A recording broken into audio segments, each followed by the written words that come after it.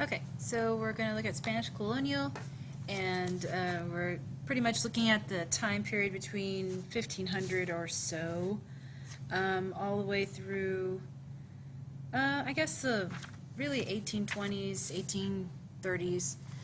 But anyway, let's get into it. Okay, so colonial Latin America. We actually could look all over Latin America. We can look in South America, we can look in Mesoamerica, we can look in even areas of I guess, parts of the United States, but we're really going to focus on Mesoamerica region and South America region. So in this area where Spanish conquistadors then settled, made settlements, and colonized all of these areas, basically enjoyed a lot of mixing. There was a mixing of cultural exchange. We won't talk so much about the atrocities as we can just talk about the facts. They're definitely mixed indigenous culture, indigenous people, religion, everything that comes with those people and what they already had, along with European influences. So this is what the Spanish are bringing, and the influence of their own culture. There's also some Asian and African influence, because as Spain was traveling and colonizing all these areas in the New World, they were also getting into the mix of trade with Asia, getting into the mix with Africa, including slaves and other cultural exchanges. So they're bringing all of this with them and kind of mixing it all up as they land in new areas. There was a lot of religious subject matter. When you start looking at some of the artwork, we see portraits, we see history paintings, we see genre scenes. So there's a lot of all of this, and really we're kind of looking back into Europe around this time, and that was the majority of the type of artwork we would see. So it makes sense that it translates from Europe and Spain to the New World and colonial Latin America. So we're kind of bringing those things together.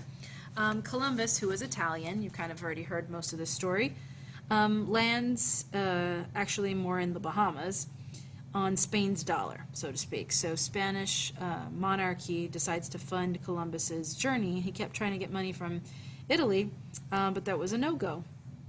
I think he went to several places in Italy and nobody was going to give him money, but Spain did.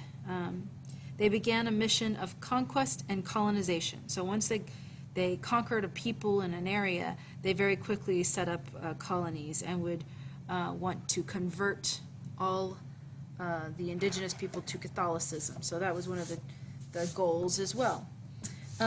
Local population numbers plummet quite quickly. I think I mentioned earlier that disease was the #1 killer, and then second to that was, guns, weapons, all that good stuff. So lots of people dying.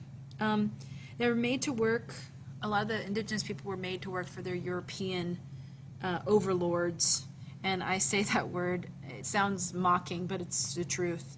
They called themselves lords and overlords.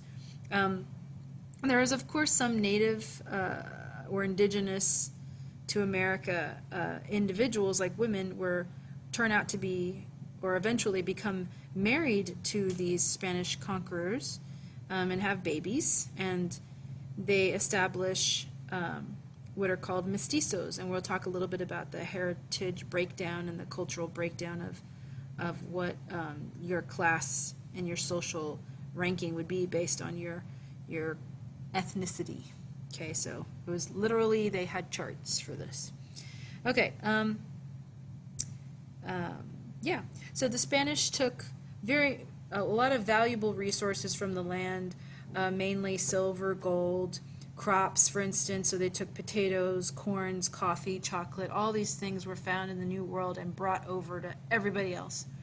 So quite a big boost to their economy. They also had spices, which I didn't list, but spices were a big deal as well. Mexico is well established way before the United States is established. So Mexico is established as a colony and as a European connection before North America begins trade. So what's interesting is Mexico has a longer influence of European and Asian connections, where people were literally going to Mexico and colonizing there from all over Europe, but mainly Spain and also in areas of Asia. So most people don't realize that, but that's a thing. Okay, moving on. Click to the next one. Okay, so here's our first piece to actually look at. We're looking at the frontispiece of the Codex Mendoza. So the Codex Mendoza is a book, and I want to switch real quick to this. So codex, or codices, plural, are books. And what we're looking at here are actually these are actual examples of Mayan, get my pen, of Mayan codices, codex books. So when I was talking to you about them looking like they're accordions, that's what I meant. They would fold up books, and you could read the front, and you could read the back, and you could flip through. Now this, though, however, it looks more like a European book, because it is. So the Mendoza is named after a viceroy named Mendoza, and the viceroy is like a person in charge of that region. And he was a viceroy of New Spain. So he was a ruler in charge of New Spain. And New Spain was Mexico. Okay, and they don't call they don't call it New Spain anymore. It was intended as a history of the Aztecs, and they were recording this for Charles V of Spain. So it was supposed to get sent to him, and it does go on a boat to go to him, but it gets intercepted by some French pirates, and it became theirs. So when this was created, it was 20 years after the conquest of the Aztecs. So a lot of what we're looking at here that they find to be true or to have some truthfulness in it is shaded by the fact that it had been so long ago, and that even though it could be an Aztec artist that is actually painting this, it has the skew of a Spanish set of eyes, even though you'd think it would be more authentic, because the Spanish or the Viceroy Mendoza wanted certain things to be depicted, and the Aztec artist had to abide by that. So it is genuine, but it also isn't. It's been manipulated, we'll put it that way. It's supposed to show daily life. It's supposed to show some Aztec rulers. It's supposed to show a lot of things. So we'll get into some of that. But the book was also annotated in Spanish. So some of what you see would have been the names of certain individuals in Nahuatl, which is the language of the Aztecs, but it's also like written off to the side or in some explanation, the Spanish version of what you were trying to see. So it depicts the founding of Tenochtitlan, which we covered in Aztec section, and also the conquest of Culhuacan and Tenayuacan at the bottom down here. So we'll kind of look at that in a minute.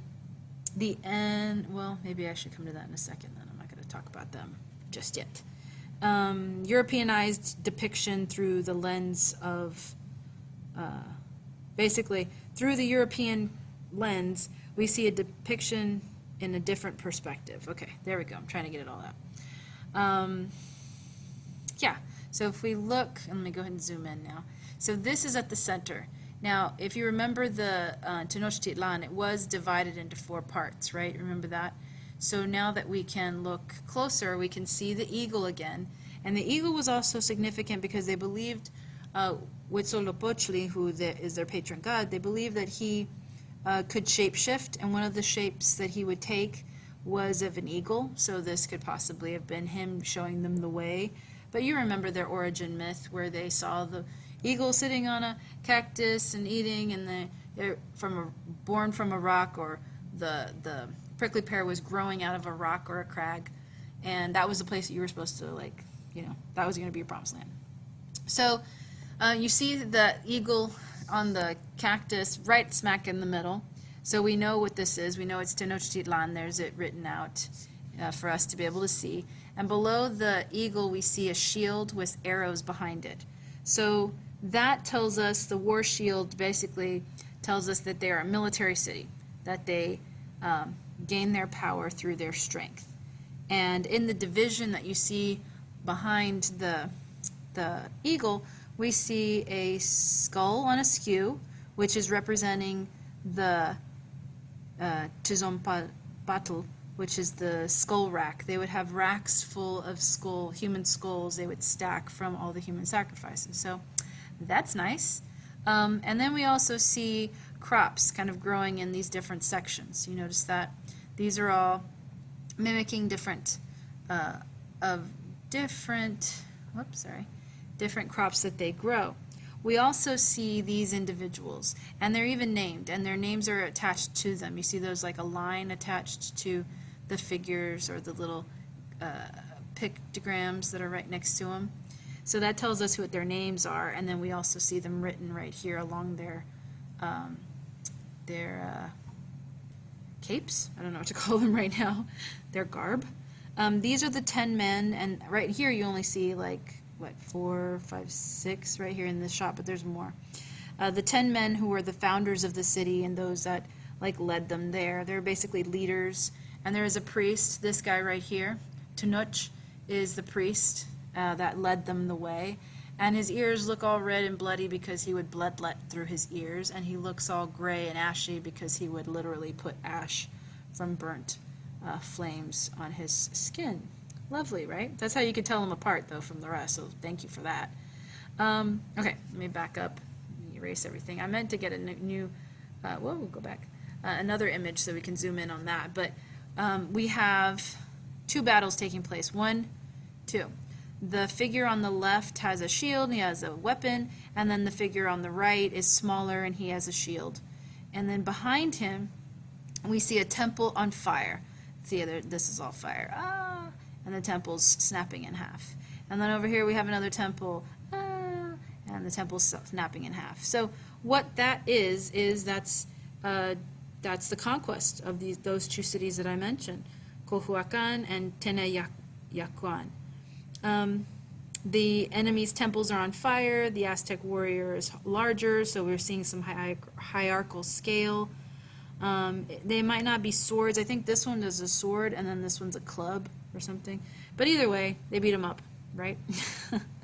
So we see the conquest and the defeat down at the base. And yeah, let's go ahead and go ahead. All right, next. So this is angel with I can never say it very well. Arquebus. Okay, arquebus. So with the arquebus, we see an angel that is fairly androgynous. We have an androgynous angel. That arquebus is a type of rifle. It was one of the most advanced military technology weapons that were around at the time. So these are common to Spain as well as other areas in Europe. Now, seeing angels depicted like this first show up in in Peru, where we see these angels, and they don't even look like angels. You're probably like, what? How do you know that's an angel? How is that an angel? So we see the wings kind of creeping out from back here, folding open almost. Oh, I think it goes lower. Let me erase that and start over. Okay, there we go. So it goes like this, and then the back side's like it keeps going. So it actually goes like that, and it's kind of folded where you can see part of it. And then this is part of the other wing as well. So his wings are kind of folded back a little bit. But if I didn't show you those, you probably just notice his outfit, right? I mean, check it out. It's so fluffy. You see the gold embroider and the velvet red and the tights, ooh, and the shoes. Check them out. Okay, so is this about fashion? Yeah, actually some of this is about fashion. We've got an angel, we've got guns, we've got fashion people. What's not exciting? Okay, so instead of a typical or traditional sword, we see them flaunting a little bit of that tech they've got. The military pose derived from a lot of European engravings of military exercises, so they're definitely celebrating that. It was most likely one in a series of other angels doing different things. So they believe that there was angel drummers, angel buglers, so they're like, blowing the horn. There's some angels maybe holding swords, or they're holding a standard or something. Okay, so they believe that this was only one of many. And if you notice the outfit we were talking about, it is really mimicking a 17th century Spanish aristocrat. So very rich clothing, very rich in costume, very elaborate. Not your Joe Schmo angel. This is the rich people's angel. There's an inscription, which I probably need to erase this so I can get it out of the way, but there's an inscription that reads, Aziel, fear of God. Aziel could have been the angel's name. I think I remember seeing that somewhere else, but I have a question mark next to Aziel, so maybe I need to look at that again. But definitely he feels fairly androgynous. We assume he's male, but there's not a whole lot that tells us he is, except if he's wearing bloomers or pants there, so we gotta guess he is. But his top half is very, like, dress-like, so. The gold embroidered on the fabric was favored by indigenous people because they often would decorate in gold as accent pieces to elevate a person's status. Let's see what else. Relationship between these images and the winged warriors of pre-Columbian art. So throughout pre-Columbia, there's certain imagery that we had already seen, but there's some imagery we haven't seen. But there is definitely some relationship to wings, to feathers. You've seen that for sure. And so seeing something like this, they could identify with, or they could buy into, or they could have an association with. So it may have originated in the region around Lake, a lake in Peru. I just laughed because the name of the lake is Lake Titicaca. That's right. In the Callao region of Peru. Okay, so that's an area that's seen. Okay, screen with the siege of Belgrade and hunting scene. Circle of Gonzalez family. So we're actually going to watch a little video on it. I'm going to let you watch the Khan Academy, and if I can get it to play, we'll come back to it. So a little louder. We're standing here in front of a folding screen from Mexico, made about 1700. This is just wild. This is one of the most complicated objects I have ever looked at. It's actually a really unique object. This folding screen is inspired by Japanese folding screen, and we call it a biombo. And so a biombo actually comes from the Japanese word for folding screen. But this is a word that would have been used in the Spanish colony that is now Mexico. Right. At this point in time, Mexico is part of the Viceroyalty of New Spain, comprised of parts of the southwestern United States, Mexico, and down through Central America. The viceroy is actually the administrator for the king. You have the king in Spain, his colony in the New World, and they're looking to Japan for inspiration. Exactly. Early in the 17th century, there's this interest in Japanese objects that are coming to Mexico from the Philippines, which is also controlled by Spain at this time. So why was there trade with the Philippines? What was being traded? The types of objects being traded included folding screens, lacquerware boxes, ivory goods, and other luxury items. I'm seeing at the base and at the top black that looks very much like Japanese lacquer. As these lacquer boxes are coming into Mexico, and there's this kind of craze for Japanese goods or Japanese-inspired goods. And so what we see here is actually a Mexican artist who has created something in the guise of a Japanese lacquerware box. And so the bottom elements have these beautiful Japanese landscape elements, and then you get the decorative floral elements bordering the entirety of the screen. So this must have been fabulously expensive and the height of what was in vogue at this moment. Absolutely. And in fact, we know who owned this object. It was the viceroy himself, Jose Sarmiento de Valladares. And we know that at that moment, there was tremendous money being generated by these colonies. At this time, you have huge silver mining industry, raw goods like cochineal, tobacco, various other types of things that are all being sent back to Europe. And so people like the viceroy are able to acquire these types of goods and put them on display in their homes. Let's take a look at the screen itself. Most striking, at least from this side, is this battle scene.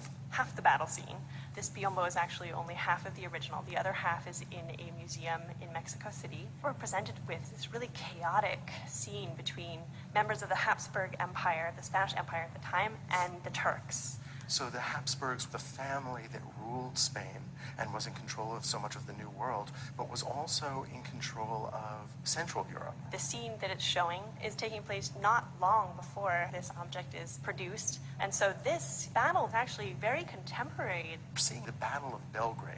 between the Ottoman Turks encroaching into Central Europe, but here we are in Mexico, and this is a Japanese screen. It's just mind-blowing. Mexico being in the middle of all these networks of exchange, the Trans-Pacific exchange, objects being traded from Asia, going through Mexico back to Europe, objects being traded from Europe that are then going through Mexico to Asia. And it really blows apart the way in which we're usually taught history. Stylistic categories can often break down when you see things that speak to so many different cultures. So let's look really closely at the styles in this screen. What I'm seeing is not only this delicate, very thin painting, which is almost like drawing, but I'm also seeing these areas that are just brilliantly illuminated, and it's shell. So this object is truly unique because this is not only a biombo, but this is part of the only known surviving biombo enconchado. Enconchado means shell inlay. So this is a shell encrusted biombo. So it's a combination of oil painting and mother of pearl that's been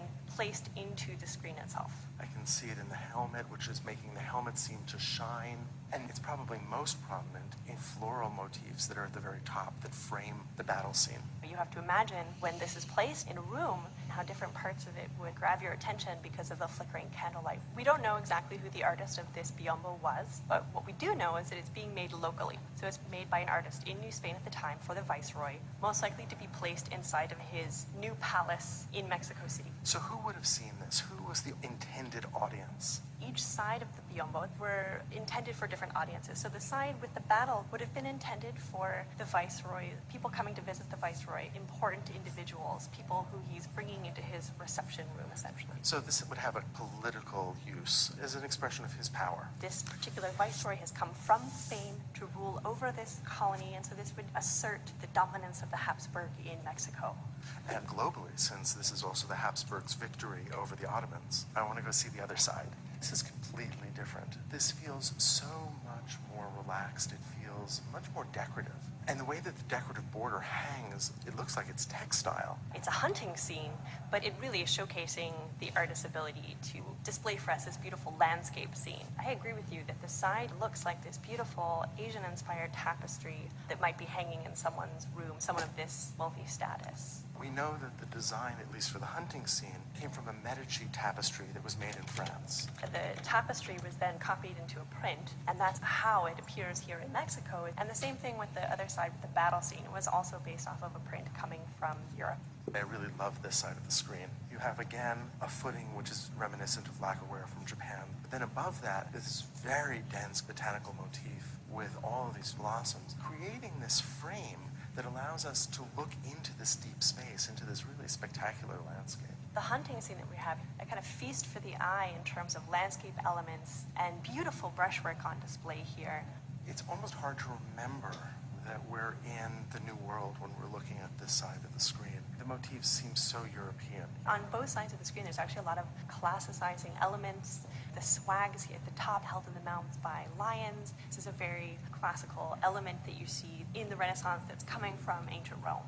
So this side of the screen was actually intended for a very different audience than the battle scene. The battle scene was intended for the individuals the Viceroy would be receiving, and this actual side of the folding screen would have been largely viewed by women. So imagine this is essentially the room where the Viceroy's wife and perhaps friends, etc., would gather to have hot chocolate, to smoke, which is very common at this time, and to engage in conversation. So an interesting biographical fact about the Viceroy that speaks to this interesting historical moment is that his first wife was actually a descendant from the line of Moctezuma II, who was the Aztec ruler who died during the Battle of Tenochtitlan during the Spanish conquest. And so what's fascinating then is that that older royal lineage, even though they were conquered, remains important.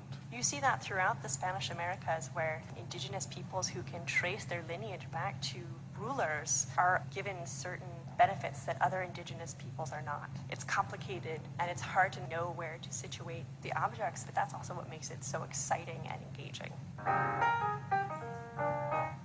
Okay, so whoops, I'm gonna go back.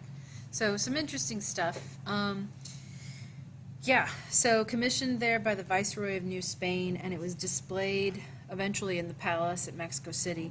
And, just as a brief overview, those two faces of the screen, that hunting scene would have been, it's a lot more peaceful. It's kind of like the peace side and the war side of our standard of her.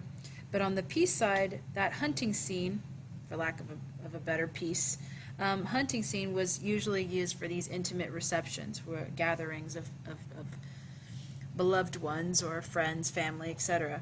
But that war scene would be turned that way for any kind of political event or grand gesture, and it was a way to show power on one side and civility on the other, I suppose.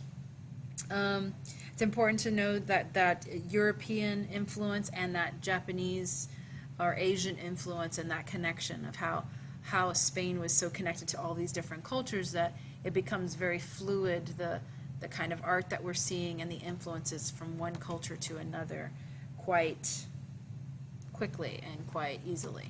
Okay. Yeah, let's look at the next one. So this is the Virgin of Guadalupe, and there's also a video associated with this one, so I actually want to watch that with y'all too, so that we can get that information in. But it's a recognizable image. It's very iconic of Latin America, especially of Catholic Latin Americans, mainly Mexico. It's truly very iconic of Mexico and Mexican Americans. So let's go ahead and watch that video. Let me advance it.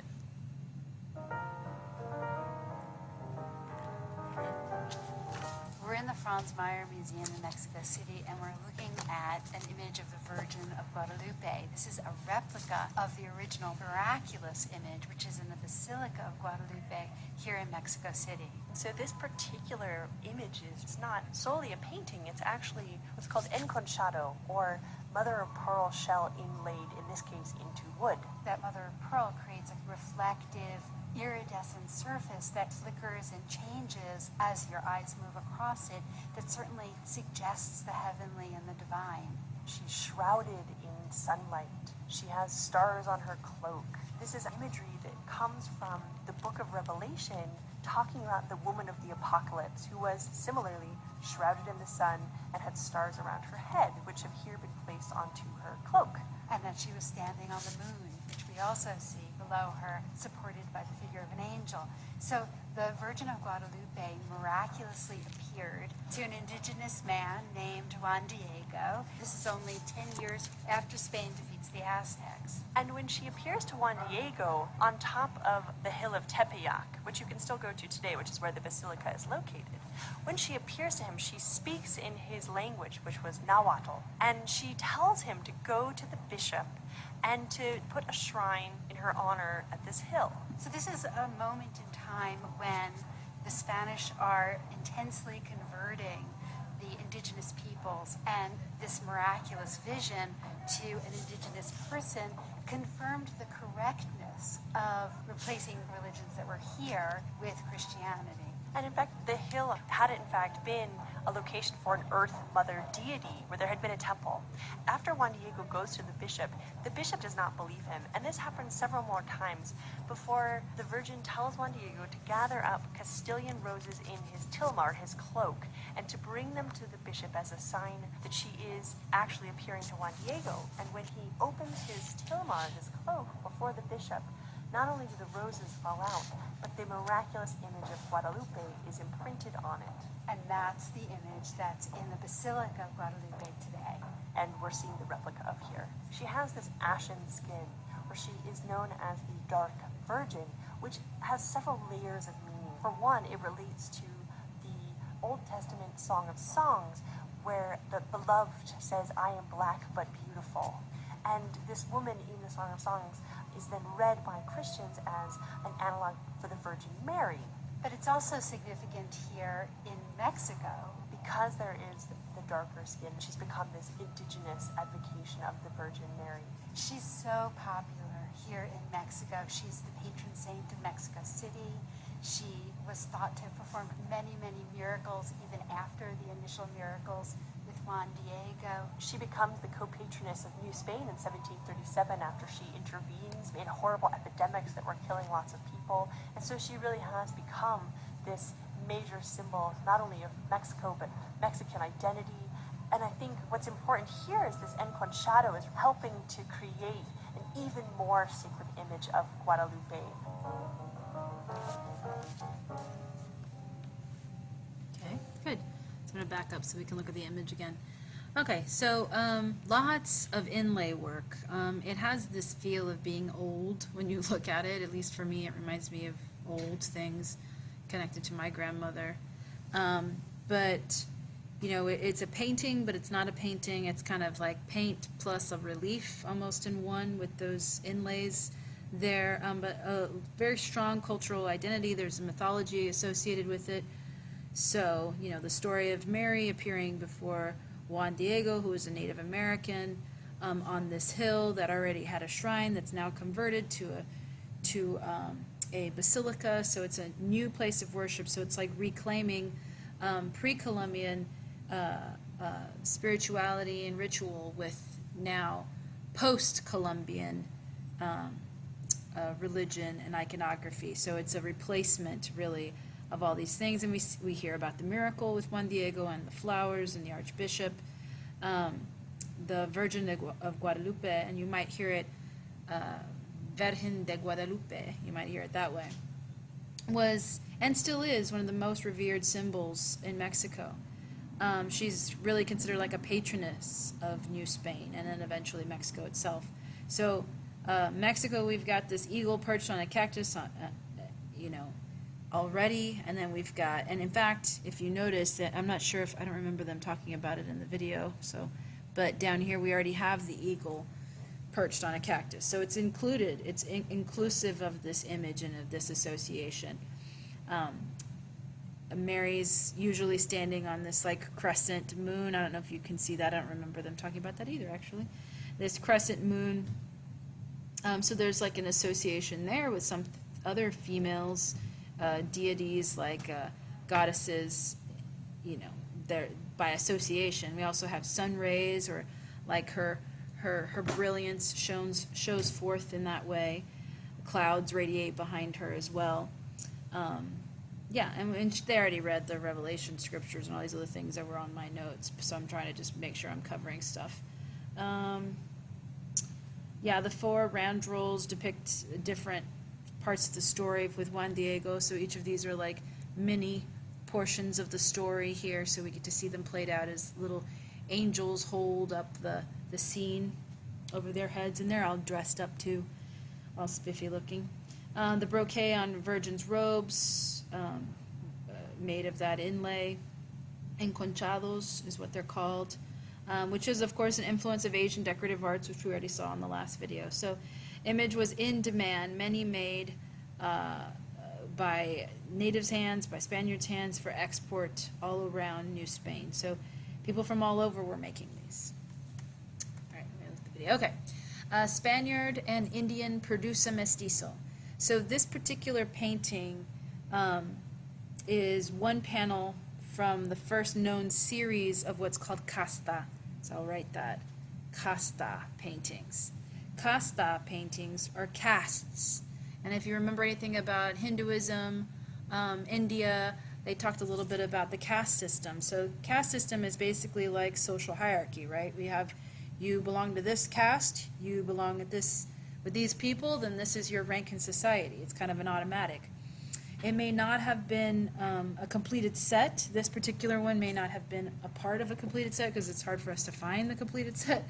That doesn't mean it didn't exist, because in most cases they had a set of images in relation to one another. So Spanish social hierarchy within European ancestry always was going to be at the top, because they saw themselves as the dominant culture among all the other cultures. There are 16 different gradations of social scale, and I'm going to show you, well, actually I can go ahead and show you now. So you can see here on the left, there's a big old chart, and there's more, oops, we're not there yet, and then those are the same charts, just kind of broken up so we can see it. So in this one, we have 1, 2, 3, 4 times 1, 2, 3, 4, so we've got, 16 here. So that tells you all of the breakdown, and in fact, they even number each of them in the corner so that you can know which level is what. So it's quite fascinating. I'm going to go ahead and leave it on there while I talk. But Spanish blood linked to those that are civilized. So the further you get from the Spanish blood, the less money you have, the less civilized you are, And the painting that I picked here to show you is actually probably the most mild one I've ever seen. I've seen some where at the very last frame, the wife is beating on the husband, the child is like soiled and disgusting. I mean, they just make them look like animals. They don't make them look like real people most of the time. Okay, so Spanish blood linked to being civilized, but it usually have lavish costumes. And if I go back to the one on the 250, you can see that this is the Spaniard. So sometimes people assume Spain is somehow just brown people. That is not like that. If you go to Spain now, yeah, there's a good mix of people, Moorish influence and all kinds of stuff. But Spain was, for lack of another word, they were white people. Like I mean, I'm trying not to sound terrible, but they were of European descent, and they looked like European descent. So it's easy to spot in paintings like this who is the one closest to the Spaniard bloodline. They're usually dressed up more, they have more expensive clothing, and they look lighter in complexion. Africans and Indians who were a part of Mexico at the time, they were rendered with some respect, that they weren't treated completely disrespectfully. But, some were definitely a little bit less respectful, okay? But they showed harmony and the mixing of the classes for the most part. I mean, this is one of the most mild ones I've seen, but even the roughest ones, like I said, the last one is probably the roughest, but most of them aren't that bad. But you definitely see an association of monetary success and civility in association with that the class that they would be involved in. Many Africans and Indians are rendered with South European features, so we see some slimmer noses than what we would see, curly hair, some almond-shaped eyes. The Spanish colonists commissioned with works to be sent abroad to show how the caste system of the New World works. So they were actually sending these abroad to be seen by others. It was not considered an art object, but rather an illustration. So it was kind of like science or biology or anybody else, like making a record of facts. That's how they saw these. It was just a way to document this phenomenon. I don't know what to call it. I mean, it was a deliberate situation in many cases, but not considered an art object, more like an illustration. It was considered illustrations of everyone. So let's look at a couple. So right here is the Spaniard with the Indian. So Español con India is mestizo. That would be in a mestizo. And we still use these terminologies today for the most part in Mexico. I remember my mom telling me a little bit about her cultural history, because she is from Mexico.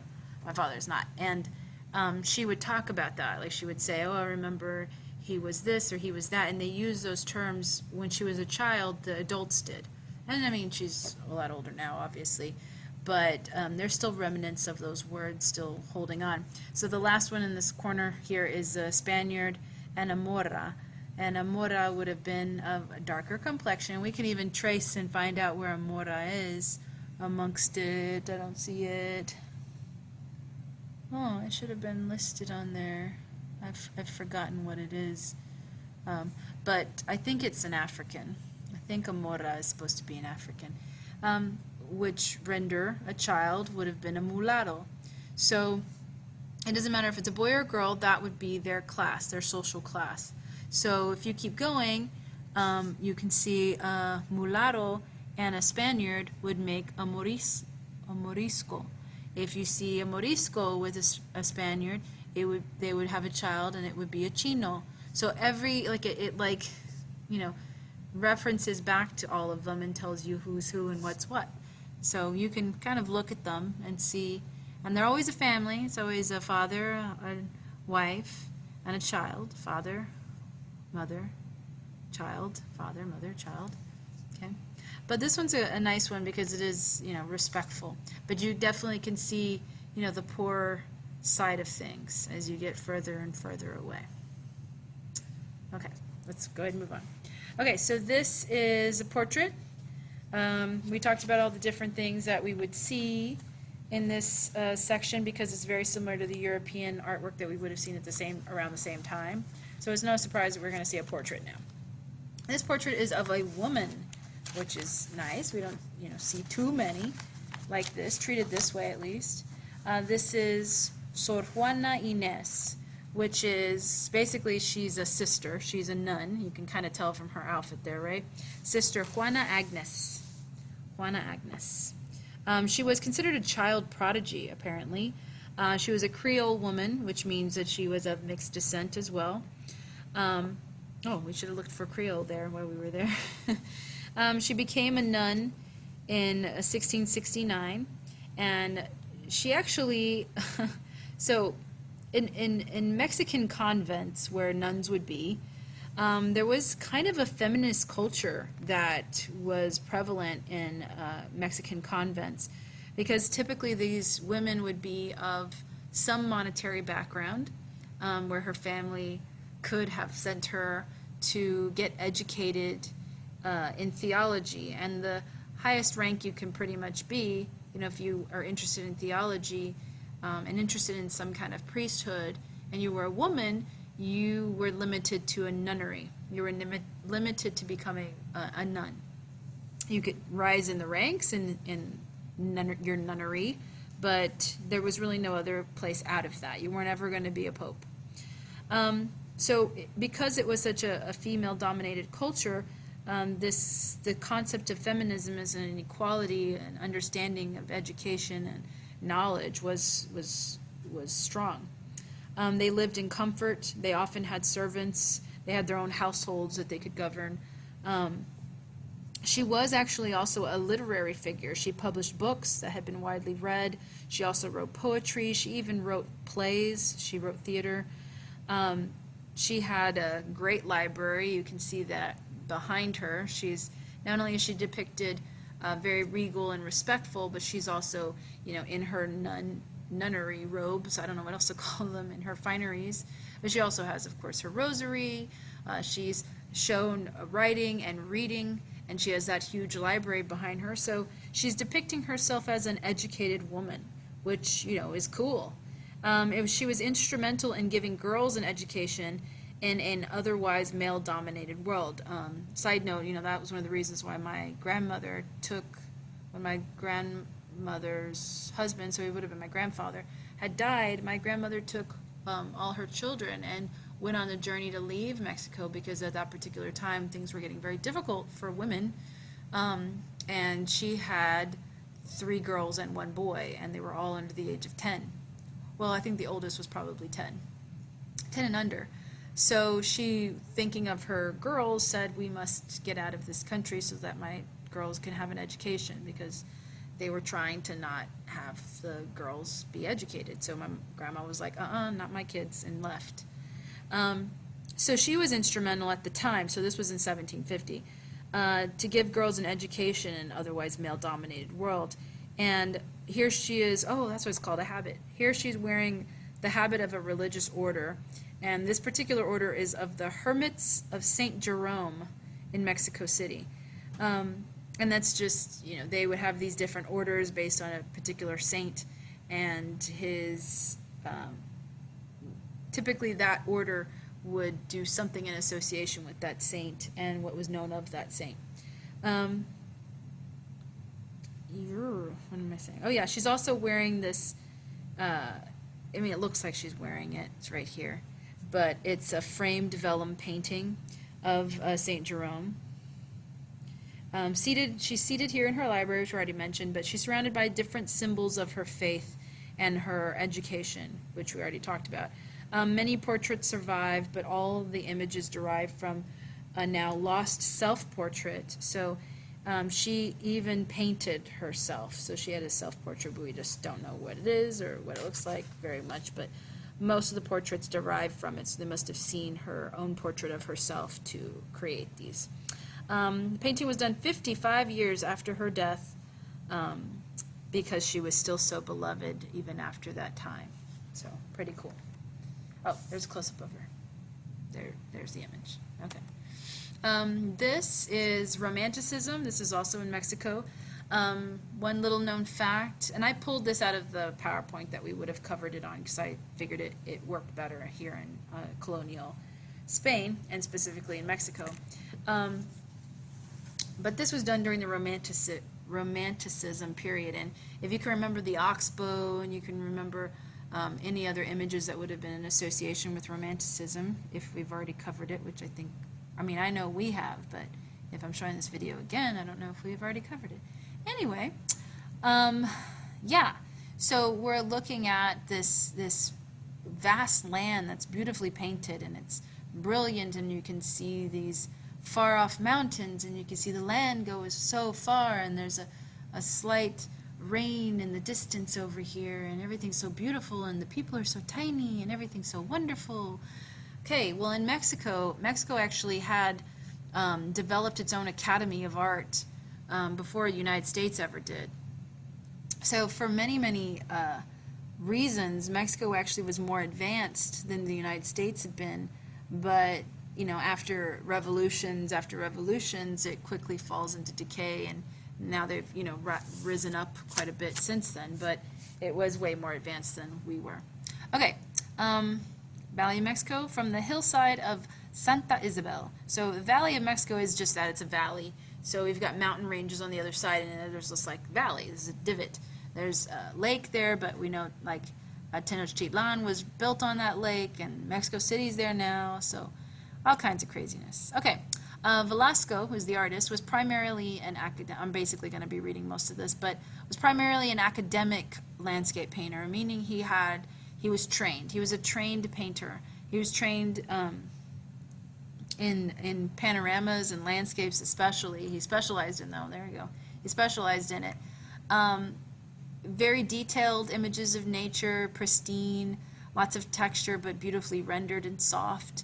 It wasn't anything intimidating. It was just beautiful. It was just visually pleasing and quite a vista. It glorifies the Mexican countryside. We see it in its natural beauty.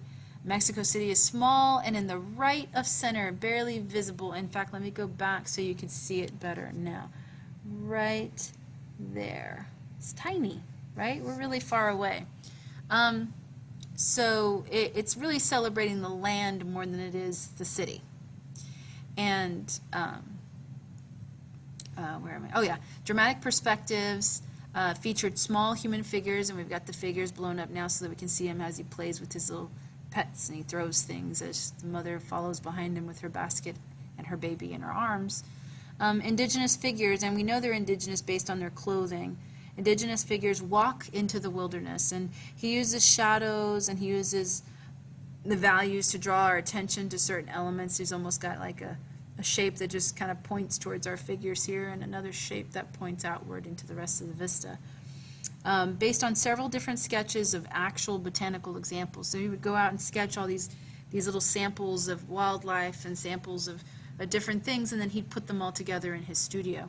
Velasco has produced this image, I'm just reading it to you now, where national pride, romantic poetry, and daily life blend to transform the Valley of Mexico into a romantic masterpiece.